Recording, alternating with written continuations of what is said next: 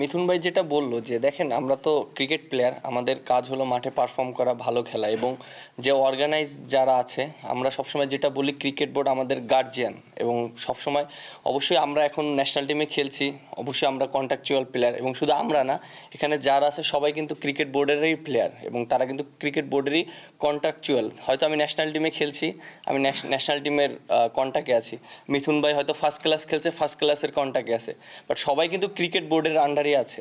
So আমার কাছে মনে হয় যে ক্রিকেট বোর্ডে যারা আছে তারা আরও সুন্দরভাবে জিনিসটাকে অর্গানাইজ করতে পারে, এবং এখানে কারো বিরুদ্ধে না, আমরা চাই সুষ্ঠু সমাধান এবং সুষ্ঠুভাবে জিনিসগুলো যেন একটা প্রসেসের মাধ্যমে যায়।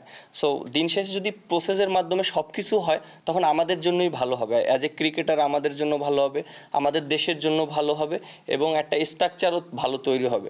সো অনেকই থাকে, অনেক সময় অনেক জিনিস থাকে যেটা মিথুন ভাই মেনশন করেছে, বাট ক্রিকেটটাকে আলাদা করে রাখাটাই আমার কাছে মনে হয় বেটার। এবং এখানে যদি এখানে দেখেন আপনারা যারা আছেন আপনারা তো সবসময় ক্রিকেটের সাথেই থাকেন, ক্রিকেটকে ভালোবাসেন বলে কিন্তু ক্রিকেটকে সাপোর্ট করছেন, মাঠে যাচ্ছেন, আমাদেরকে মনে করেন সাপোর্ট করছেন সবসময়, আপনারা আমাদেরকে মানে খেলা হলে সবসময় আপনাদেরকে দেখা যায়। বাট আমার কাছে মনে হয় এই জিনিসটা খুবই ইম্পর্টেন্ট প্রত্যেকটা প্লেয়ারদের জন্য যারা ক্রিকেটের সাথে আছে, প্রত্যেকটা মানুষের জন্য। কারণ ক্রিকেট এমন একটা জায়গা, আমরা বাংলাদেশকে কিন্তু মানে হয়তো আমরা যখন স্টার্ট করেছি ক্রিকেট তখন হয়তো ওইরকম পরিচিত ছিল না, বাট এখন কিন্তু আমাদের একটা স্ট্যাটাস আছে এবং বাংলাদেশের একটা সুনাম আছে ওয়ার্ল্ড ক্রিকেটে।